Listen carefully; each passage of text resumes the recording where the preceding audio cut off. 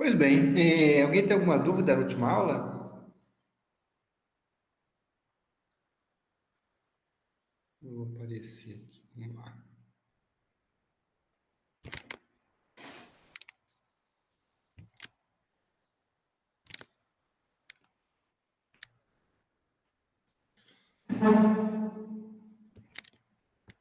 E aí, alguém tem alguma dúvida na última aula? Não? Aparentemente, acho que não, professor. Não? Alguma dúvida, Matheus? Alguma coisa que você gostaria de perguntar? Não, professor, tô tranquilo. Dali ou do outro livro que você está vendo? Ah, eu só vi por cima, professor. Eu tô acompanhando mais pela aula mesmo. Aquele livro lá do Jones, é só você jogar logaritmo natural e derivar em relação ao logaritmo Uhum, natural. Aí você vai botar sempre uma variável um dividido por ela, derivada dela em relação ao tempo, naquele de crescimento. Você tá uhum, entendendo? Aí a variável, a derivada dela em relação ao tempo é a variável ponto, chamado dot, certo? sim. Aí dali que vai sair. A regra vai ser só essa, não tem mais nada muito complexo, não. E saber as hipóteses, taxa de crescimento exógeno da mão de obra, etc. Pois bem, alguma dúvida da última aula? Ninguém? Josilene, uma dúvida?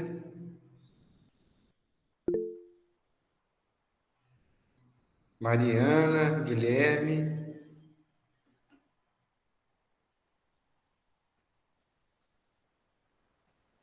Então vou começar, né? Não posso começar atrasado. Tá. Expectativas, ferramentas básicas.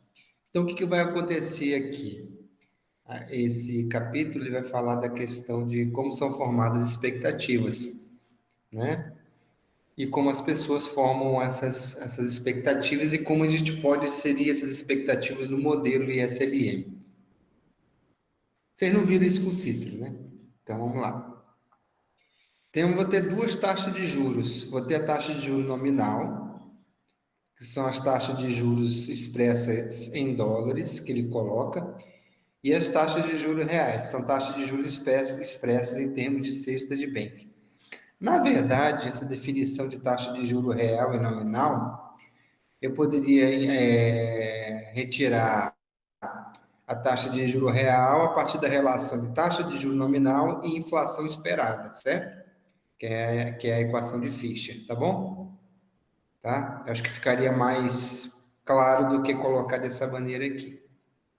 De maneira que não fica tão claro. Quando ele fala em termos de cesta de bens, é sinal que ela é deflacionada. Tá? Essa é a ideia aqui, ó. Então, a real é a nominal descontada a inflação, certo? Por Professor, isso, fala. nesse sentido, ela não age trabalhando com uma cesta de bens, não age como um ponto de paridade de poder de compra também, para fazer uns juros mais pareável assim entre os países? Sim, sim, sim. Uma paridade de taxa de juros, né? Isso. Sim, com certeza. Está na paridade de taxa de juros, para comparar a taxa de juros dos países, para ver se as taxas de juros dos países são. Em que posição eles estão? Abaixo ou acima da média mundial, né? Colocando dessa Uhum. forma, né? E colocando essa taxa de juros reais, quanto que eu teria que pegar emprestado se eu não tivesse renda, né? Por exemplo, se eu não tivesse renda, quanto que eu pagaria em termos de juros, pegando algum dinheiro emprestado para adquirir uma determinada cesta? Se bem que aí eu já mudei um pouco, né? Mas é uma taxa de juros que você pode expressar em termos de uma cesta de bens, sim. A questão da inflação, certo? Ou do índice de preço, ou qualquer coisa, tá? E um pouco que você falou também, Matheus. Você poderia ver, comparar as taxas de juros dos países, certo? Muito bom. comparar e ver como é que seria o acesso.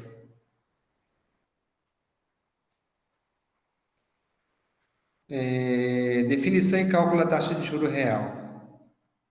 Aí isso aqui vocês vão ver com o professor Leonardo. Isso aqui entra um pouco de matemática financeira, eu não vou entrar muito nisso não, tá? Mas aqui, a grosso modo, aqui eu tenho uma taxa de juro real, uma taxa de juro nominal, o preço no período T e o preço esperado em T mais um, certo? A ideia é essa, tá? Taxa de juro real é a taxa de juro nominal descontada a inflação. Aí a inflação ele coloca aqui os preços no período T e o período T menos um. Geralmente a gente bota aqui mas a inflação esperada, tá?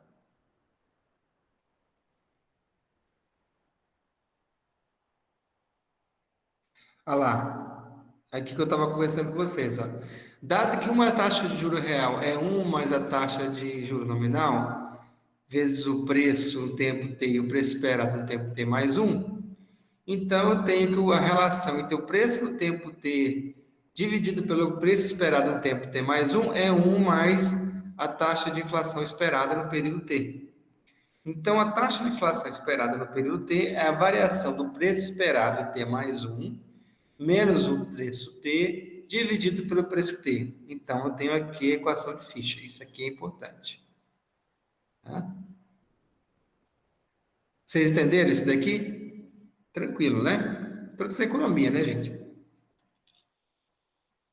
Hein? Pode repetir, professor, rapidão? Esse R grande aqui, esse R minúsculo, o que seria, Matheus? É a taxa de juros real, não? Perfeito. Esse daqui, o I minúsculo, É o juros nominal, e esse aqui, a inflação esperada. isso aí. Perfeito. Entendeu? É Uhum. isso. Tá? Vocês entenderam o que o Matheus falou? Alguma dúvida? Não? Então vamos lá. Aí, isso aqui é uma aproximação, tá, gente? Não quer dizer que vai sair. Essa é a maneira certa de calcular. Isso aqui é aproximação. Como a taxa de inflação americana geralmente é baixa e as taxas de juros são baixas, isso aqui para eles faz muito sentido. Não tem muita distância entre a taxa de juros nominal e a inflação esperada. Mas quanto maior for a distância, mais distante vai ser esse cálculo desse. Tá? Menos precisa vai ser a aproximação. Quanto maior for essa distância entre taxa de juros nominal e inflação esperada. A taxa de juro real é igual à taxa de juro nominal menos a taxa de inflação esperada. Isso aqui é uma aproximação, tá? Isso daqui. O certo é isso aqui é o aproximado. Para você fazer conta de cabeça, tá? Se quiser pegar a taxa de juro real, é só você ver, ó, quanto é que está a Selic e quanto que está a inflação esperada. Aí você tira de cabeça a taxa de juro real, é uma aproximação do que seria, tá? É óbvio que seria só uma aproximação, tá? Essas são algumas das implicações das relações acima. Então, se a inflação esperada for igual a zero, a taxa de juro nominal é igual à taxa de juro real. Se a inflação esperada for maior que zero, a taxa de juro nominal é maior do que a taxa de juros reais. E se a taxa de inflação esperada for negativa, a taxa de juro real ela acaba sendo negativa. Alguma dúvida? Deixa eu ver aqui. Deixa eu permitir aqui o Rolando. Alguma dúvida? Isso.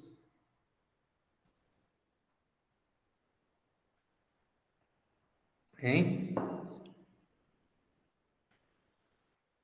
Então Acredito que não, vamos. professor. O pessoal no chat está me Professor, falando que não. nessa última, ele coloca se a taxa de juros implica na inflação negativa, tipo, como ler ela? Entendi. Certo, certo, Bruno. Legal. E Primeira pergunta, a primeira coisa que a gente tem que pensar: existe taxa de juro nominal negativa? Acho que não, professor. Se a gente fosse pensar, o que que seria uma taxa de juro nominal negativa se existisse, intuitivamente? Ia Se ser tipo a inflação que vai corroendo em vez de aumentar? não, isso tem ideia, mas assim, não sei se você está conseguindo pegar. É aquela coisa tão surreal que por isso que diz que não existe. Por exemplo, a taxa de juro nominal negativa significa que você pega dinheiro emprestado para o banco e em vez de você pagar juros para o banco te paga. Entendeu? Uhum. Vou lá no banco, lá no Itaú, pego R$ 500, aí de emprestado e o Banco Itaú vai me pagar os juros. Oh, que beleza. Aí teria duas motivações. Teria uma motivação para não pagar o empréstimo, certo? E ficar recebendo os juros do Itaú, né? Então, por isso que a taxa de juros nominal não pode ser negativa.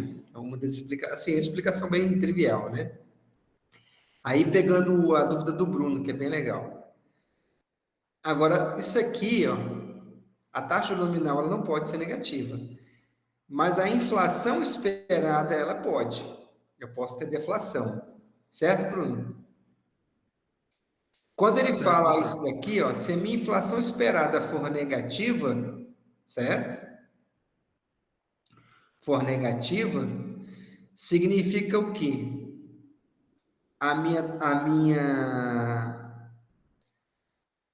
O que que vai implicar na minha taxa de juro real?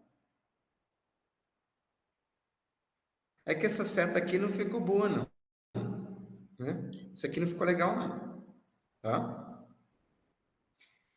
Por exemplo, ó, se eu tiver, por exemplo, se minha taxa de juros nominal for 10% e minha inflação esperada for 5, a minha taxa de juro real é 5, tudo bem? Todo mundo acompanhando? Taxa de juros nominal 10, inflação esperada 5, minha taxa de juro real 5. Agora, se a minha taxa de juros nominal for 10 e a minha inflação esperada for -5, -5 vai implicar numa taxa de juro real mais positiva ainda, certo? Tá? Quanto maior for a taxa de juros nominal e quanto maior for a distância entre a taxa de juros nominal e a inflação esperada, maior vai ser a taxa de juros real, certo? Se a taxa de juros nominal for 1 e a inflação esperada for 0, a taxa de juros real é 1. Maravilha.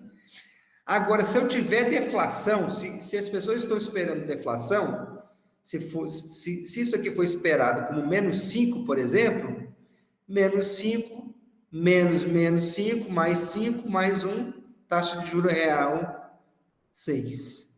Certo? Certo, Bruno? Certo, Matheus? Então, quando a gente tem uma taxa esperada de inflação negativa, a gente vai ter um juros real maior, Provável. certo? É que, Certo? Se a gente está pelo que num está aparecendo ambiente, aí, se a gente parece que ele está vai vir negativo também, né?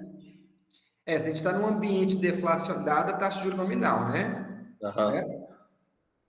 Se a gente está num ambiente deflacionário, mesmo que a taxa de juros seja baixa, pode ser que isso não seja o suficiente para estimular a atividade econômica, porque a gente pode estar tendo uma taxa de juros real positiva.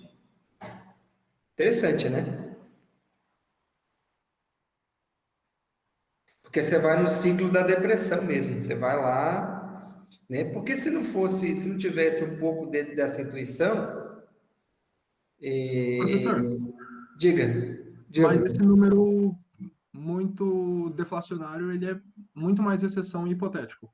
Só para Sim, calculinho sim, e não real. com certeza, com certeza. É mais exceção, né? Uma deflação de 5% é muito difícil de ocorrer. Pode ocorrer de 1, 2, né? Mas esses 5 não.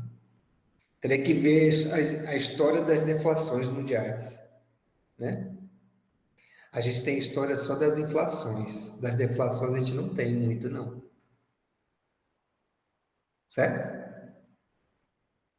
Um fato interessante, depois dá uma olhada nisso. Tem que ver qual foi a menor deflação no mundo já. Porque inflação tem, né? Tudo bem, turma, até agora?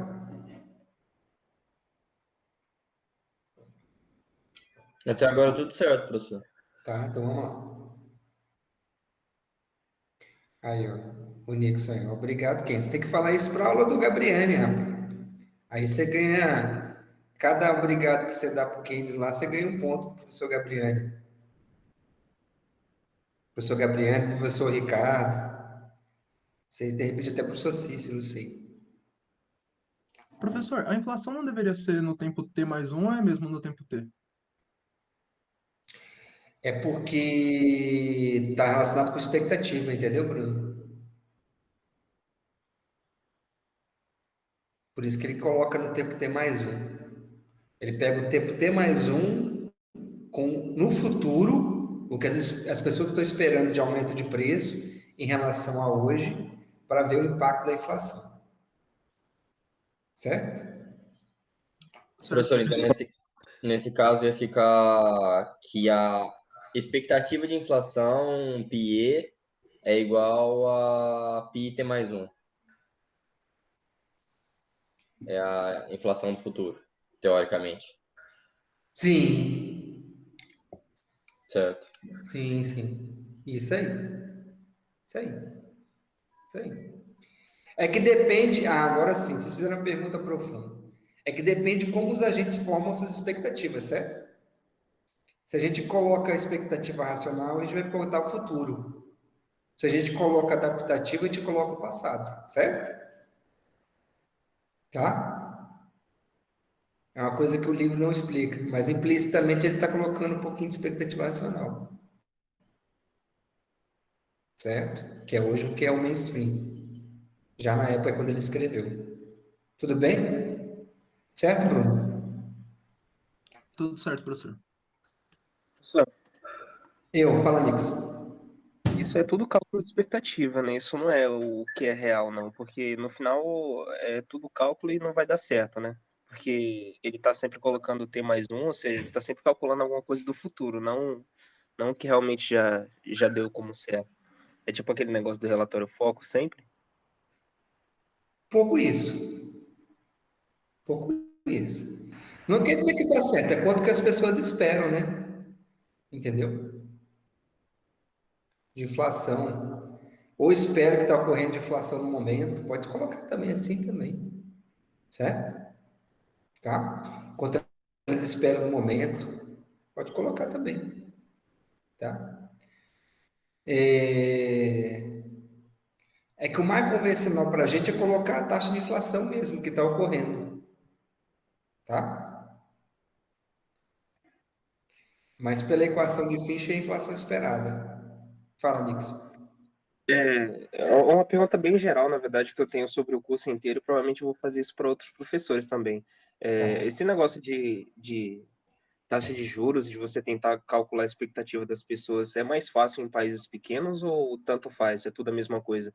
Porque aqui no Brasil a gente tem, no mínimo, aí cinco regiões bem diferentes economicamente, e aí você colocar uma taxa de juros para tudo e tentar calcular tudo é mais difícil, e você tem cálculos mais precisos em países menores, onde você tem menos pessoas para calcular, ou não tem nada a ver, é tudo a mesma coisa? Você fez a pergunta complexa. Vamos por parte. Depende das expectativas, né? Tudo depende das expectativas. É lógico que quanto maior a dimensão de um país, maior a diversidade cultural, né? E mais diferente, e pode ocorrer diferença de formação de expectativa, certo? Tem vários. Tem alguns indicadores que eles tentam calcular de expectativa de empresário, não de taxa de juros, né? mas de expectativa de empresário. E nos relatórios que você destacou, Nixon, é isso mesmo, quanto que o mercado espera em termos de inflação, entendeu? É bem isso, então seria mais ou menos a inflação esperada. E se você pegar os relatórios das consultorias, eles não variam muito em termos de valor de inflação esperada da média, certo? Para o final do ano, certo? Que às vezes você faz já uma leitura quanto vai ser a taxa de juros para o próximo, quanto vai ser a taxa de juros para o próximo mês. Então ele faz o cálculo da inflação esperada para o próximo mês, entendeu? E assim vai. Que é mais fácil de calcular. Você pega quanto vai ser a taxa de juros real para o próximo mês. Então vamos estimar. Vai ser a taxa de juros nominal, certo? Que eu espero. Na verdade, até aí seria que você espera que não vai ocorrer nenhuma mudança. Então você coloca também a mesma taxa de juros nominal e a inflação esperada para o próximo mês, acumulado, certo? Tá? Daí você retira a taxa de juros nominal, a taxa de juros real, certo? E você tinha feito também numa outra aula a questão do tamanho do país, das disparidades regionais. Eu achei bem interessante a pergunta que você fez, que aí você falou, será que não seria muito difícil administrar um país grande? A gente não pode dizer que um país grande necessariamente implica em sucesso, né? Porque se a gente for pegar Austrália e Estados Unidos, isso não corresponde, né? Pega os Estados Unidos, que é mais populoso, pega a Austrália, que é também um país que tem uma dimensão razoável, né? Agora, será que se o país, se o Brasil, se pudesse separar o Brasil em 5 países diferentes, não seria mais fácil de que cada região, dado a sua cultura local e dado as suas vantagens competitivas locais, obtessem resultados melhores, tendo bancos centrais independentes e promovendo o tipo de políticas que cada região, na verdade, assim, cada país ali separado, poderia alavancar para sua região, certo? Não estou assim, não estou querendo estimular o movimento separatista, só estou querendo destacar o seguinte, que cada região tem sua cultura, né? Cada região tem sua cultura, tem seus pensamentos, tem seu juízo de valor, né? Se você for pegar a região Nordeste, por exemplo, será que não seria mais fácil ela se desenvolver se ela se separasse do país? Entendeu? Eles defendem isso, certo? Eles defendem, assim, muitos gostariam de ter a separação, porque muitas vezes as políticas não chegam até lá, certo? Ou então, Professor, às vezes são equivocadas para o desenvolvimento regional, certo? professor, Orlando, não corresponde à verdade, porque os estados, até 1980, década de 90, no período da crise da dívida no Brasil, tinha bancos regionais. O Banrisul, que sobrou lá no Rio Grande, é um desses que sobrou. Banerj, no Rio de Janeiro, que virou sei lá quem, alguém comprou o passivo, também existia lá, Banespa e por aí vai. Vários estados. No nosso caso específico aqui era BEMAT, era Mato Grosso Uno, tá? A questão era política, continuava sendo política. Então, esses bancos acabaram ficando reféns de políticas de governos que passavam e criaram vários passivos. Então, mas veja, é uma situação que ocorreu em 2008. Se você não tem um controle financeiro dos bancos, uma hora vai quebrar. Então, vamos dizer, eu analiso, eu digo que não corresponde à verdade por conta disso. Você não tinha mecanismos de pesos e contrapesos para conseguir controlar esse movimento individualista de governos que pudessem gerir de forma, vamos dizer assim, dramática ou trágica Porque eles até emitiam dívida, ó, veja bem, eles conseguiam emitir papéis. Tá? Então, era um banco central ou um banco comercial mais público, gerando desenvolvimento com um olhar regional. O que sobrou disso? Sobrou o BASA, tá, como banco regional para desenvolvimento da Amazônia e da região norte como um todo. Sobrou o Banco do Nordeste, que também é um banco regional para o Nordeste, e alavanca mesmo, você vai lá, tem revista, tem... E sobrou o BRDE, que é o Banco Regional do Desenvolvimento do Extremo Sul. E em nível nacional, o BNDES, que nós estamos num momento perfeito de destruição dessa formação, vamos dizer, bancária, que foi a alavancadora de momentos de grande desenvolvimento do Brasil. Então, vamos dizer assim, não corresponde à verdade por conta disso, sabe? Eu sou contra esse pensamento, porque a gente já teve a experiência do passado e a gente não teve controle. Eu subi aí agora uma notícia do Banco do Jornal de Negócios de Portugal de 2019, mas já falava na notícia, e hoje provavelmente corresponde a isso, a Suíça com 5 anos de juro negativo. Suíça, não dá para juro real. Juro real.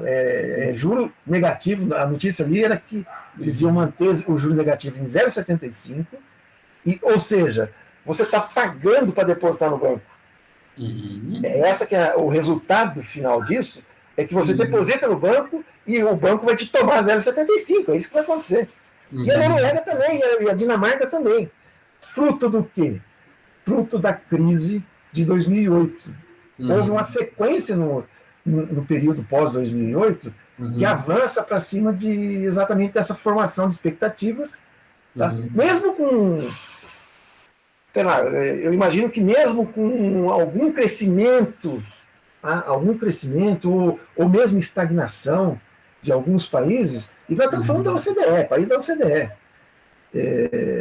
Então, veja, realmente é discutível, vamos dizer assim, o pensamento, como é que eu posso dizer? Não é mainstream, sabe? É o pensamento positivista para a taxa. Vai ter um momento que vai implicar, mais ou menos como é que fala? A Cobb Douglas. Chega um momento que aparece uma deflação, você não sabe o que vai fazer. Vamos pensar de novo. Acho que é isso, sabe? Sim. É a dinâmica mesmo econômica, a dinâmica de ciclo de negócio, e etc, etc, etc. Um monte de teorias que conjugam para que a gente tenha essa adaptabilidade do país à realidade que ele está enfrentando. Então, gerir um país pequeno ou um país grande, ele passa, acho que, por muitas coisas, né? Cultura, como você destacou, de fato é isso, mas no nosso caso específico, acho que a gente tem experiência sobre isso, né? Então, é um negócio a se olhar direitinho, até porque tem muita empresa multinacional mesmo. A gente não conseguiu acabar, por exemplo, com os bancos de paraíso fiscal, né? As multinacionais americanas cansaram de fazer não pagar tributo para ficar com dinheiro dentro dos paraísos fiscais. Então, ontem eu li um negócio, aliás, eu escutei uma live de uma pessoa dizendo que o João Paulo Lemann tem um monte de condenação dentro da CVM, que é o cara mais rico do Brasil. Forbes, o cara está na ponta, na Forbes lá toda hora. Por quê? E ele, inclusive, tem cidadania suíça, coisa interessante. E um monte de condenação dentro da CVM por prática contra o mercado, vamos dizer assim. E a gente acaba, sabe, vendo assim que você tem que ter políticas de pesos e contrapesos, na verdade, senão vira um mar de espertalhões, né? Não sei, eu falei muita coisa, mas eu acho que é por aí. Na verdade, assim, se a gente for entrar aqui nos problemas, tem os problemas de federalismo fiscal, eu não vou entrar muito não, vou só resumir rapidinho, tá? Para a gente não perder muito o que a gente está discutindo. Rapidinho. O federalismo fiscal no Brasil, ele é competitivo e cooperativo, certo? Ele não é nem o federalismo dos Estados Unidos, nem o federalismo da Europa, ele é os dois. Segundo, a questão da independência dos bancos centrais. Quer dizer, ter um Banco Central independente, né? Se isso atenuaria o problema de desenvolvimento regional ou não. Na verdade, ter um Banco Central independente é uma questão de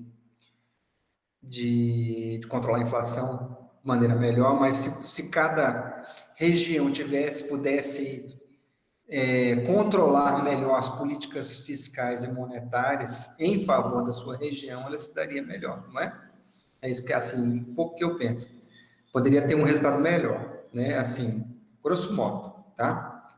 Se cada região tivesse Banco Central independente, vamos supor assim, vamos colocar dessa maneira. Claro que isso aqui tudo é hipotético, é elucubração, né? Aí a questão da concentração, né?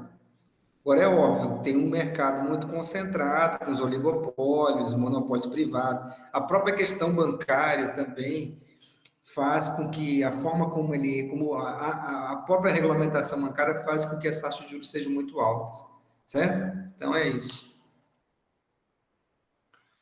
Então vamos no final, que aí essa discussão está ficando bom aí. No finalzinho a gente volta para isso, senão a gente não termina a matéria. Vamos lá. Taxa de juros nominal e real, taxas nominais e real, taxas nominal e real de juros dos Estados Unidos desde 78. Olha lá, a taxa nominal foi subindo aqui em 78, chegou a 12%, aí foi caindo, chegou a 45, 4,5, ó. Aí a taxa real, ó. Nunca aqui, no caso, talvez nesse período aqui, 92 está negativo, ó. Mas ao longo desse período aqui, nenhum momento, quase nenhum momento ela está negativa. Certo? Apesar do grande declínio das taxas de juros, tomar emprestado em 2001 foi, na verdade, mais caro que 81. A gente pega 81. Cadê 81? Né? É esse diferencial aqui, ó, que ele coloca. Vamos ver os dados, se ele mostra em planilha, que seria melhor, né? Não mostra. Tá? Então, seria uma boa pesquisa, ver aqui a diferença de taxa de juros real. Ah, sim, tá certo. Falando bobagem, ó. A taxa de juro real aqui, de 81, tá menor do que a taxa de juro real aqui, ó. Certo? Olha lá. Tá vendo? A taxa de juro real tá menor do que a taxa de juro real aqui. Então, aqui, né, em 2001, na verdade, está mais caro do que pegar emprestado do que aqui, 81, porque essa taxa de juros real está menor do que essa daqui, certo? Aqui é o melhor momento, ó, de taxa de juro real, porque ele coloca só o gráfico de taxa de juro nominal, certo? Se colocasse o de inflação, ficaria mais claro, para ver a diferença entre inflação esperada aqui, ó, taxa de inflação, aí a gente teria uma taxa de juro real, certo? Para frente. Valor presente descontado esperado de uma sequência de pagamentos futuros. Isso daqui, toda vez que você coloca alguma coisa embaixo, você chama de taxa de desconto, ou fator de desconto, tá? Aqui, no caso, ele está colocando como uma taxa de juro nominal. Então, por isso que fala descontada a taxa de juro nominal. Quando falo desconto, é isso daqui, ó, dividido 1 por mais alguma coisa aqui. Então, esse termo desconto vem dessa relação aqui, ó. Tá? O desconto, descontada, tá? É a taxa de desconto. Certo? Aí fala, se o desconto for de 10%, aí 1 mais 0,10, certo? Então, daí vai.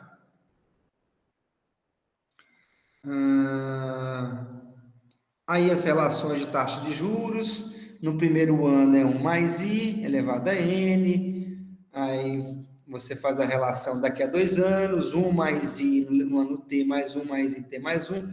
Ou seja, a taxa de juros no período 1 mais a taxa de juros no período T mais 1. Então, isso daqui vai ser o quê? A taxa de desconto, o valor presente descontado a N anos, 1 mais I elevado a N, certo? Considerando que a taxa de juros é a mesma. Se ela não for a mesma, aí você vai ter que colocar o valor dela aqui, o outro valor dela aqui, certo? Aí você vai botar, por isso que ele bota T mais 1 aqui. Taxa de juros hoje, a taxa de juros amanhã, para ter o valor presente, certo? Em 2 anos. Seria a taxa de juros hoje e a taxa de juros amanhã. Se as taxas de juros fossem a mesma, seria 1 mais I elevado a N, como vocês aprendem no colegial, certo? Tá? Como vocês aprendem no colegial, certo? 1 mais I elevado a N, tá? Então, vamos lá. Fórmula geral, usando o valor presente. O valor presente depende positivamente dos pagamentos atuais e futuros estimados, e o valor presente depende negativamente das taxas de juros atuais e futuras estimadas. Então, depende positivamente dos pagamentos, né, do que você estiver recebendo, e negativamente da taxa de juros, certo? Tá? Quanto maior for a taxa de juros para o futuro, menor seria o seu valor presente hoje, certo? Quando você trazer uma empresa para valor presente, você teria que ver quanto que você espera nela no futuro, né? De juros, de lucros futuros, por exemplo, certo? Vou colocar assim, por exemplo. Efeito da sequência de valor presente, aí o cálculo, certo? Aí as fórmulas, e boa. Aí valor presente e vai. Aí o modelo ISLM, com taxas nominais em reais, o modelo ISLM. Ao decidir o quanto investir, as empresas estão preocupadas com a taxa de juro real, então a relação IS deve ser escrita como consumo em função da renda disponível, investimento em função da taxa de juros da renda e da taxa de juro real e gasto do governo exógeno. A taxa de juros é diretamente afetada pela política monetária e a taxa de juros que entra na equação LM é a taxa de juros nominal. Então, quando eu coloco a questão das expectativas, a minha IS vai considerar a taxa de juros real e a minha LM vai considerar a taxa de juros nominal. Essa diferença aqui tem que ser gravada, certo? IS, taxa de juros real, LM, taxa de juros nominal. Só isso aqui, tá? Essa seção foca nas seguintes afirmações. O maior crescimento da moeda reduz as taxas de juros nominais no curto prazo, porém as eleva no médio prazo, certo? É a volta da política monetária. Aquele negócio, faz a política monetária expansionista, ela aumenta o produto, mas no médio prazo, que ele chama aqui, o produto volta a ser igual ao produto nominal. Por que ele não chama aqui de longo prazo? Ele não chama aqui de longo prazo para não confundir o longo prazo do crescimento econômico. Mas poderia ser longo prazo aqui? Poderia ser longo prazo, sim. É só para não confundir com o longo prazo do crescimento, certo? O maior crescimento da moeda reduz as taxas de juros reais no curto prazo, mas não as afeta no médio prazo, certo? Tá? Então, assim, vai reduzir, mas no médio prazo a taxa de juros vai ficar igual, vai voltar ao mesmo patamar. Então, vamos lá. O equilíbrio de produto e taxa de juros nominal é dada pela interseção de SLM e a taxa de juros real é igual à taxa de juros nominal menos a inflação esperada. Aquilo lá que a gente estava discutindo, tá? Não fica muito preocupado com esses símbolos aqui, não, tá? Isso aqui é erro, tá? Se a taxa de juros real é igual à taxa de juros nominal menos a inflação esperada, então, para todo a taxa de juros real, variação de taxa de juros real, eu vou ter que uma variação da taxa de juros nominal para toda. Então, eu posso dizer que a variação da taxa de juros real é igual à variação da nominal menos a variação da inflação esperada, certo? Se a taxa de juros, inflação esperada é constante, a taxa de inflação esperada é igual a zero, que implica que a variação da taxa de juro real é igual à taxa de juro nominal, que é a variação da taxa de juro nominal. Efeitos de curto prazo de aumento do crescimento da moeda. Aí o curto prazo, que vocês aprendem, aumenta o crescimento da moeda, eleva o estoque real de moeda no curto prazo, essa elevação leva ao aumento do produto, e uma redução das taxas de juros nominal e real. No médio prazo, né, a gente vai ter essa relação aqui, o produto igual ao produto nominal, a relação de taxa de juro nominal e taxa de juro real é essa daqui, ou poderia colocar a taxa de juro real igual ao nominal descontado a inflação. No médio prazo, a taxa de juro... por que ele bota isso daqui, professor? Porque ele vai colocar isso daqui na curva IS, na curva LM, desculpa. Que a curva LM é taxa de juro nominal. Então, ele vai colocar real mais inflação esperada. E por que ele não coloca na IS? Porque a IS já está com a taxa de juro real. Certo? Então, ele vai colocar essa equação aqui na LM.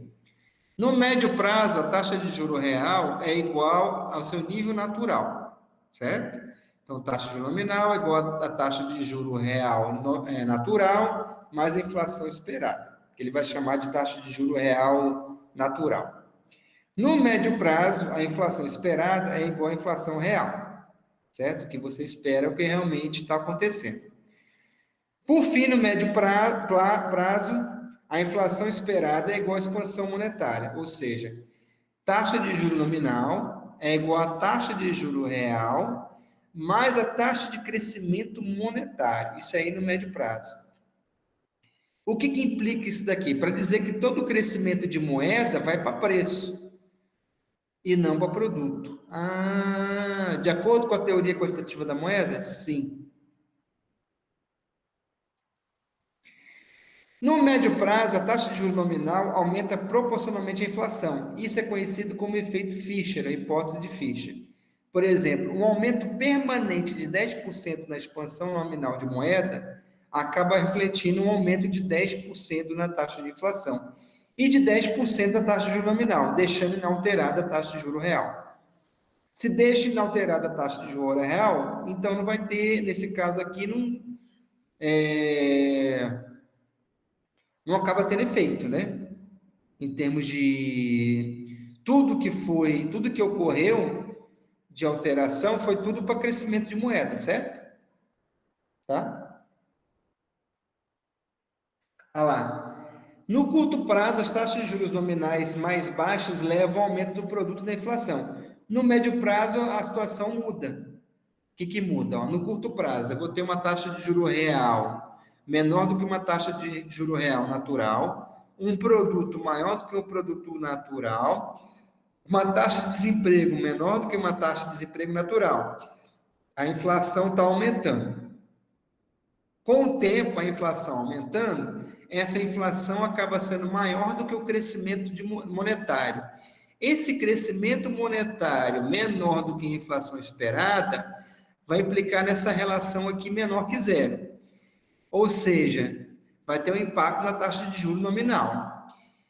De tal maneira em que no médio prazo a minha taxa de juro real vai vir a ser igual à taxa de juro natural, taxa de juro real natural, meu produto igual ao produto natural, meu desemprego igual ao desemprego natural, e todo o crescimento inflacionário, toda a inflação vai ocorrer em função da taxa de crescimento monetário, dado que a taxa de juro nominal no médio prazo é igual à taxa de juro real natural mais a taxa de crescimento monetário. Aí ele mostra aqui, ó. Deixa eu ver aqui. Acabando, a gente pode ir para todas as discussões, aí eu volto isso aqui. Ajuste da taxa de juros nominal e real ao aumento de 0 para 10% do crescimento da moeda.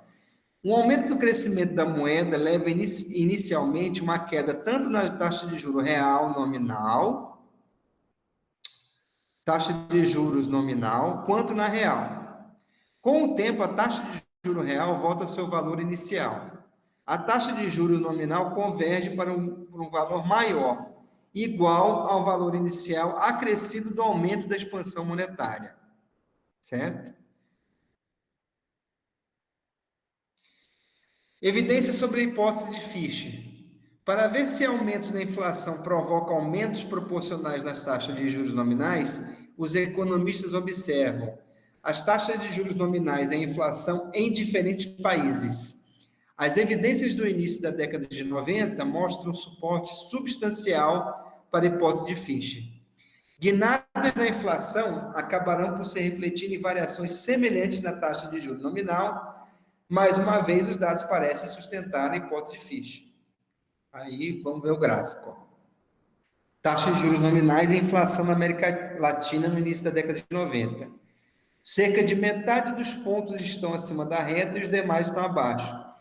Isto é uma evidência de que um aumento de 1% na inflação deve se refletir em aumento de 1% na taxa de juros nominal. Certo? A evidência aqui dele, tá? 1% de inflação tem impacto de 1% na taxa de juros nominal. Aí os títulos, certo? Considerando o T-bills, né, de 3 meses em inflação. Isso aí no caso da economia americana, certo? Aí ele mostra aqui, ó, o aumento da inflação registrado no início da década de 60 ao início da década de 80 esteve associado ao aumento da taxa de juros nominal. A redução da inflação a partir de meados da década de 80 esteve associada a uma redução da taxa de juros, certo? Então é mais ou menos isso. Eu passei um pouco rápido porque eu queria um pouco de pegar um pouco a discussão que vocês estavam aqui, só para terminar rapidinho. Aí, só para ver o que foi uma discussão bem polêmica, né? Aí tem os comentários aqui de vocês aqui. Aí o Brian, isso não significa separatismo. Também acho que não necessariamente é separatismo. Tinha o próprio Orlando falou que tinha os bancos regionais, né? O que eu falo é o seguinte, que de repente, é uma hipótese, alguma região poderia administrar melhor os seus interesses regionais se tivesse políticas monetárias fiscais próprias. É uma hipótese, certo? É uma hipótese. Não ficaria dependendo do governo federal, por exemplo. Teria um governo federal autônomo, certo? É uma hipótese. Isso é uma elucubração, certo? Porque a gente tem um federalismo fiscal que é competitivo e cooperativo. Ao mesmo tempo que os estados brigam por recursos, que realiza a tal da guerra fiscal, reduzindo imposto, dando terreno para as empresas, etc., há também uma cooperação, certo? Em que todo tipo de tributo ele tem que ir para o governo federal e o governo federal acaba repartindo essa contribuição para os outros estados da federação. Então, é no sentido do federalismo competitivo, cooperativo. Isso aí vocês vão aprender com o professor Ricardo, da parte de finanças públicas, né? Aí tem a questão dos bancos centrais. Aí o Matheus falou. Mas, por exemplo, empresas multinacionais privadas que adotam o setor ou produção de uma linha específica de bens não difere necessariamente de uma gestão pública que, em teoria, se baseia na produção de serviços de uma mesma natureza. Isso é verdade. Mas, mesmo assim, há uma diferença regional, né? de políticas regionais, certo? Do que seria, em termos de vantagem comparativa para cada região, certo? Que, de repente, não está adequada com os objetivos do federalismo fiscal brasileiro, certo? Colocando dessa forma. Então, a gestão de lugares pequenos pode levar a menores conflitos políticos, e essa, por sua vez, leva a maior eficiência, sendo que não pode haver causalidade de lugares maiores e melhores. Ele colocou uma questão bem interessante do Matheus. De repente, você reduziria, quando você pega... colocar regiões diferentes, se fossem países diferentes, teria uma identidade cultural entre regiões. E poderia porque assim, qual é o nosso problema hoje de tempo de legislação?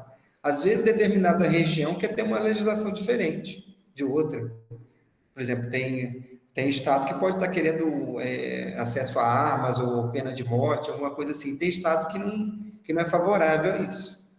Então, tudo isso acaba tendo um conflito, certo? Cultural. Como ocorre nos Estados Unidos. nos Estados Unidos tem leis diferentes em cada estado. Então, por isso que é Estados Unidos independentes, né? Tem aquela questão do federalismo fiscal, de querer, de tentar ter um federalismo fiscal independente, de cada estado ter sua lei específica, certo? São entidades federadas, mas tem leis específicas para cada estado e região. Tem estado que pode fazer isso, tem estado que não pode, e daí vai, né? Aí continua, mas acho que varia de natureza de gestão das formas de atuação de políticas e políticas de Estado que agem normalmente com mais eficiência de políticas de governo, independente do tamanho do território. Isso também é verdade. Isso daqui também é verdade, o que o Matheus falou. Então, tamanho de território não quer dizer eficiência de política. Isso é um fato. Porque se fosse por isso, os Estados Unidos não seria um dos países mais ricos do mundo, certo?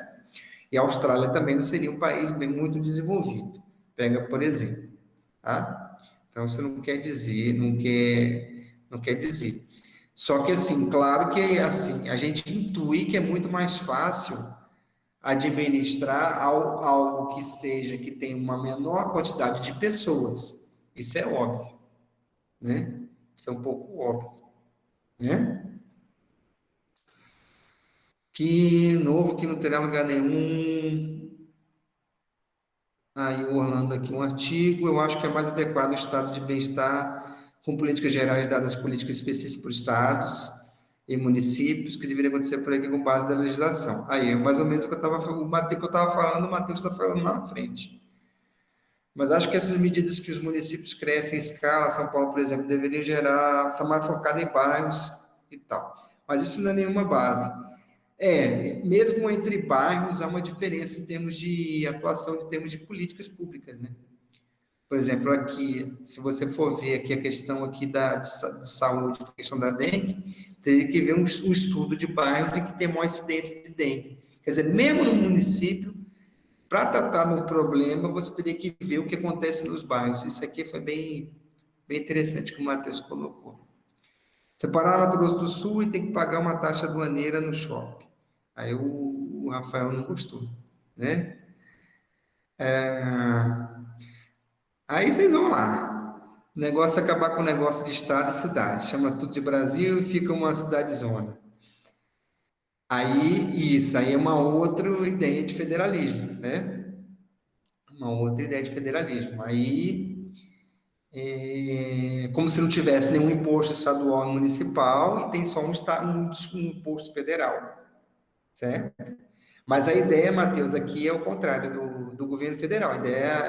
E é uma ideia bem interessante. Na verdade, eles querem reduzir o peso da federação e aumentar o peso dos estados, certo? Dar maior fatia de imposto para estado e município e menor peso para a unidade federativa, em termos de arrecadação. Ou distribuir mais do imposto que é arrecadado para a federação e repassar mais para os estados e municípios. Que eles conseguem controlar melhor em termos de política e em termos de preferências que o eleitor tem em cada estado e município. Tá, é isso aí, não sei se foi. E aí? Falei muito? Deixa eu acrescentar outra coisa. Imagina Mato Grosso do Sul, nós temos 77, 79 municípios, aí você pega Juti, que é um município antigo, que só veio a ter alguma industrialização frigorífica. Olha só. Região de Juti fica para baixo de Dourados, fica na região da Grande Dourados. Carapó, tá? Região da Grande Dourados. São municípios tão pequenos que não tem processo de industrialização a tal ponto que não saia da produção primária. Então, por exemplo, o mais longe que foi, mais recentemente, foi a implantação, talvez, de floresta, tá, em áreas degradadas de pecuária, por exemplo, como complemento de renda na produção primária, tá, e como aproveitamento da matéria-prima regional. Então, você tem o frigorífico como uma base e tem, por exemplo, uma indústria de madeira, vamos dizer assim. Tá? E, na sequência, a área degradada também trouxe um empreendimento novo, que é, por exemplo, em Carapó, a Raizen, usina de álcool e açúcar. aproveitando aquelas áreas que estavam degradadas da pecuária mesmo. Então, nós paramos aí. Aí você pensar assim, vai ter uma empresa de produtora de microcomputador, microprocessador? Jamais. Não vai chegar nisso. Eu imagino que em 100 anos não aconteça isso. Mas está muito... Não sei, se tiver vantagens de vantagem competitiva, você consegue atrair. Tentaram fazer isso. Tem tanto país pobre que atrai empresa grande? Tentaram fazer isso, mas hoje, por exemplo, a empresa de processador do Brasil, o pesquisador foi mandado embora sexta-feira, estão querendo privatizar, que é a Ceitec, tá? Que é a única empresa brasileira de produção de microprocessador do país. E eles estão tentando vender essa bagaça porque é o futuro. E ela é estatal. Tá? Esse governo ele tem umas dicotomias assim que é terrível os posicionamentos. Mas enfim. Mas continuando no regional mesmo. Aí você tem, vamos descer. Lembrando que eu falei assim, que a minha estratégia de dar aula é não fazer nenhuma crítica, né? Não, nada. Não, na verdade é porque eu falei de 100 anos. Vocês estão falando aí. Mas eu falei de 100 anos porque a Ceitec não é tão velha. Entendeu? A gente já teve a Itautec produzindo microprocessador. Certo. E também abandonou, não sei nem o que virou a Itautec. Como produtora de chip para placa de, sei lá, dissipadores, etc. Um monte de componente eletrônico. De repente ela não teve vantagem competitiva para competir com a Samsung, com a Apple. Na verdade, é fruto daquela lei de informática que a gente teve na década de 80, uma proteção por 10 anos, e a gente ficou atrasado 50. É isso que aconteceu. Fizemos uma lei de informática. Ou seja, protecionismo também é ruim. É ruim. Então, veja como é que são as coisas. Então, a gente tem esse... Então, o que o Trump estava fazendo lá nos Estados Unidos, ele estava piorando a economia deles, né? Exatamente. Um monte de barreira para protecionista. Hoje você não consegue comprar um Mac comprando direto dos Estados Unidos, que é muito barato.